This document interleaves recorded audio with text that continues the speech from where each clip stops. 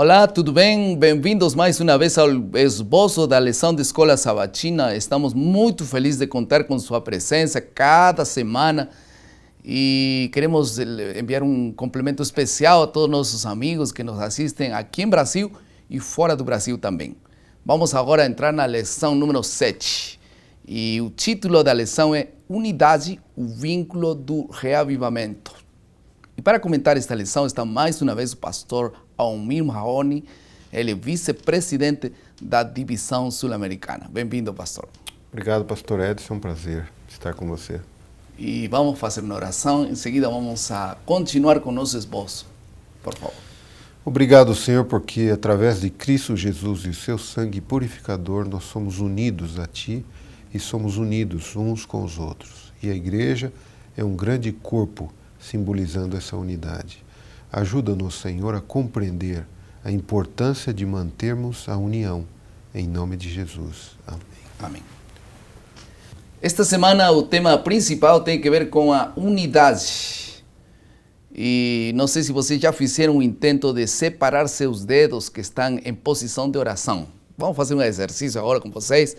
Ponham seus dedos em posição de oração, aqui o pastor Almir também. E então o dedo central, do centro, podem juntar para dentro, tá bom? Dá para ver aí? Sacha? Então, está pronto. Agora vocês procurem separar o dedo pulgar, este que está abaixo, gordo. Vocês veem? Eles se separam. Alguns dizem que isso representa os pais, que um dia nós vamos nos separar dos pais. E vocês vão continuar, vão separar o dedo próximo, ele que sinaliza. Então, também se separa facilmente, né? Esse simboliza os irmãos, as pessoas que nos rodeiam. E o último, o pequenino. Vão separar? Podem separar com muita facilidade. Ele representa os amigos, enfim. Quando uno se vai casar, separa dos pais, dos irmãos, dos amigos e forma um lar. Uma família unida. Agora, vocês tentem separar esse dedo que ainda não separaram, eu não consigo. Esse que está aqui. Conseguem? Esse que está antes do mais pequeno. Não conseguem? É impossível. É difícil, não vão conseguir. Mas vocês não vão conseguir por uma simples razão. A razão é que a unidade perfeita, quando está um lar bem unido, jamais poderá ser separado. Uma igreja unida jamais poderá ser separada. O vínculo de amor de duas ou mais pessoas é um vínculo que nada pode separar, especialmente se esse vínculo é no Senhor Jesus. O foco da lição desta semana a unidade é algo indispensável e essencial para o derramamento do Espírito Santo. Isso é fundamental no reavivamento e reforma. Vamos passar agora à segunda parte do nosso esboço, que é a compreensão.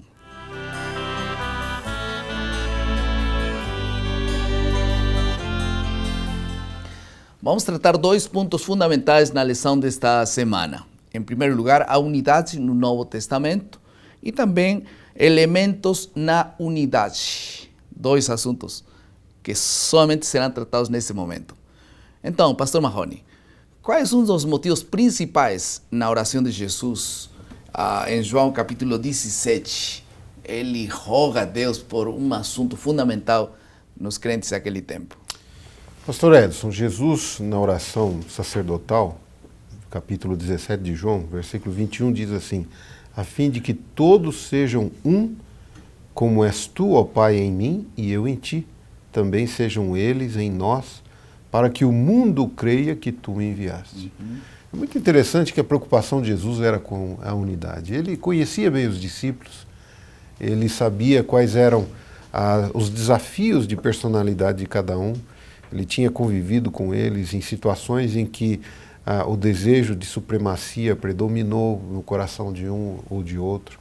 E ele dá essa mensagem como se fosse para predeterminar o que eles precisariam até que o derramamento do Espírito Santo viesse. Eles precisariam trabalhar esses desafios e estarem perfeitamente unidos. Então, em pouco tempo, né? Não tinha muito tempo, tinha que avançar e crescer o mais antes possível, e ainda eles tinham esse desejo de ser o primeiro, como João e o irmão dele, né? Eu entendo assim que o tempo, né, foi o tempo necessário para que isso acontecesse. Talvez algumas comunidades cristãs demorem um pouquinho mais e outras um pouquinho menos, mas isso precisa acontecer, estarem perfeitamente unidos. E que elementos são aqueles que evitam que a unidade aconteça na igreja? Há vários fatores que colaboram para a desunião, né? A lição comenta, pelo menos uns 4 deles: o orgulho, a rivalidade, o individualismo e o desejo de ser o maior. Então, isso, infelizmente, onde há conjuntos de pessoas, a gente encontra algum ou outro, ou quem sabe mais do que um desses elementos. E os símbolos da unidade? Há alguns símbolos na Bíblia que falam, que representam a unidade, né? Veja, o apóstolo Paulo, ambas as cartas, em 1 Coríntios, depois em Efésios, ele fala desses símbolos. Ele usa o corpo, não é? Dizendo que todas as partes do corpo são importantes, embora sejam diferentes, elas são importantes. Imagina que uma mão quer atuar independentemente da outra, Sim. e cada um queria... Seria um caos, né? Ou se a perna diz que é mais importante que o braço, ou se o ouvido diz que é mais importante que os olhos. Enfim, todos são importantes, embora os valores ou as diferenças também tenham o seu papel numa unidade perfeita. Não é? Porque as diferenças no sentido de aplicação dos seus dons, não é? Deus dá à igreja dons diferentes. E essa diversidade de dons, de culturas, de pessoas, torna a igreja mais forte. E o apóstolo Paulo fala então do derramamento desses dons, da concessão dos dons, para a edificação do corpo de Cristo. Então, construção da igreja depende da unidade de elementos diferentes. Não estou falando ali de outra coisa, senão unidade. Podem ser diferentes, cada um com suas próprias características, Sem dúvida. mas unidas em um só bem comum. E alguns resultados aconteceram no Novo Testamento ainda, né? Que foram importantes para entender como serve, quão bom estar unidos, né? É verdade.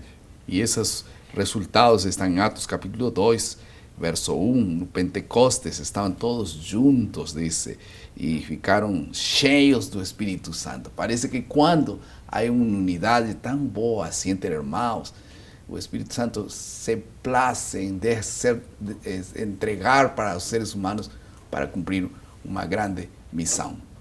Vamos a passar a esta outra parte, então, que fala sobre os elementos da unidade. Qual é a relação entre unidade, missão e também a mensagem? Veja, a missão, ela demanda um grande esforço, um grande poder. E o Espírito Santo derrama esse poder, mas se a igreja não estiver unida, ela não usufrui o poder de Deus.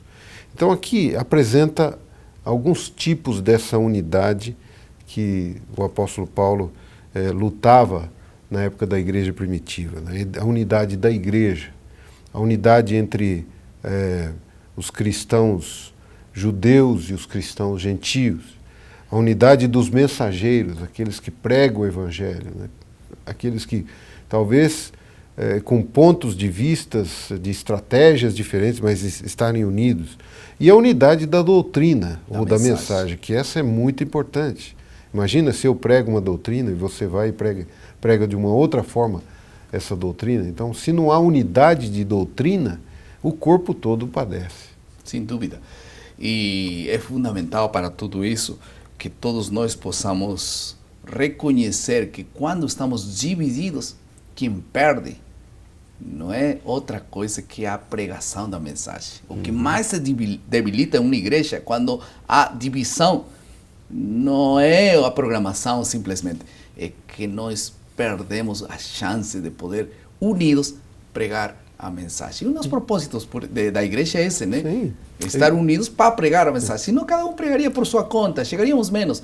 Mas Deus organizou uma igreja para unida avançar mais rápido. Né? E uma das maneiras mais fáceis de identificar a unidade da igreja um dos exemplos é a lição da escola sabatina, que é lida aqui, estudada aqui, em qualquer outro lugar do mundo, o mesmo tema, na mesma semana, no mesmo dia.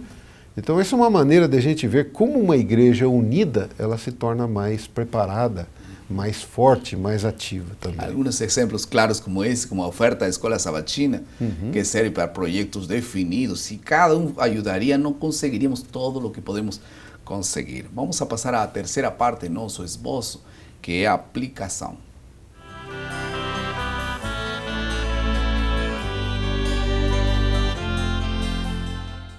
União facilita a missão. Desunião prejudica a missão. Conflitos gera caos e a presença do Espírito gera unidade. A pergunta é, de que lado estamos? De que lado está você? De que lado estou eu? Nós precisamos fazer os maiores esforços para declinar nosso ego e fazer nascer um sentimento de unidade que é a presença de Deus nos nossos corações. Reconhecer a necessidade de Deus é reconhecer também a necessidade de que nós não podemos viver se não estamos unidos como irmãos. A igreja existe como um todo, porque se estamos unidos, então somos uma igreja forte. E esse tem um propósito, a pregação do Evangelho. Pastor Edson, um tempo atrás, eu me deparei com uma história que ilustra muito bem isso. Diz que um visitante chegou a um sanatório de enfermos de enfermidades psíquicas, ou loucos, poderíamos dizer assim. E ele, reparando a construção daquele sanatório, ele viu a vulnerabilidade. Ele viu que se os loucos se organizassem, eles poderiam fugir para um lado ou para o outro. Era muito vulnerável a segurança ali. E ele, comentando então com um dos médicos encarregados do hospital, disse, olha, esse hospital é muito frágil. Se os loucos se unirem, eles podem organizar uma fuga. E o médico deu uma risada e olhou para ele e disse, sabe de uma coisa, você está certo. Só tem um detalhe, os loucos nunca se unem. E isso quer dizer que nós cometemos loucuras às vezes, né? De estar desunidos e não aproveitamos o potencial da unidade que faz tanta diferença na igreja. Às vezes por uma pintura da igreja, às vezes por um detalhe simples. E às vezes alguém não tem razão, mas nós estamos... Se nós evitaríamos a confrontação e começaríamos a trabalhar um pouquinho a aproximação, o diálogo, a diplomacia que Deus quer que coloque em nossos corações, podemos aproximar mais pessoas e juntos, compreendendo o débil, compreendendo o forte, compreendendo o débil, né? Não é assim? Levando as cargas dos mais débeis, nós podemos avançar um pouquinho mais. Vamos passar à quarta parte do nosso esboço, que é a criatividade.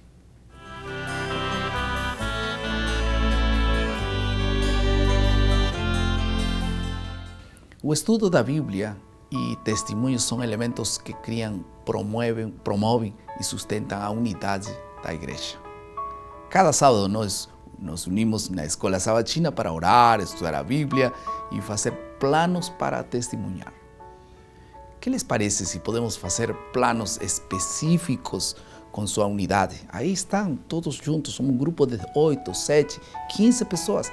Façam planos juntos com alguma pessoa, ou talvez com uma dupla missionária, para sair e dar um estudo bíblico, ou realizar uma filial de escola sabatina.